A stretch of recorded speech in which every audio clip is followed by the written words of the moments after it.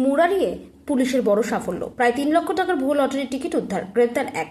গোপন সূত্রে পাওয়া তথ্যের ভিত্তিতে অভিযান চালিয়ে মুরারি থানার পুলিশের বড় সাফল্য। ধিতোরা গ্রামে হানা দিয়ে প্রায় 3 লক্ষ টাকার মূল্যের বিপুল পরিমাণ ভুয়ো লটারির টিকিট উদ্ধার করা হয়েছে।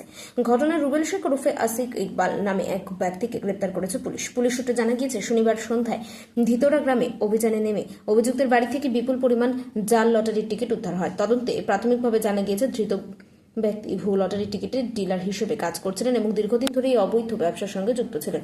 এই ঘটনায় মুরারি থানার নির্দিষ্ট ধারায় মামলা রুজু করা হয়েছে এবং রবিবার ধৃতকে রামপুরহাট আদালতে তোলা হয়। পুলিশের অনুমান যে এটি একটি বড় ভুয়ো লটারি চক্রের অংশ। এই চক্রের সঙ্গে আরও কারা জড়িত রয়েছে তা খুঁজে বের করতে জোর কদমে তদন্ত চালানো হচ্ছে।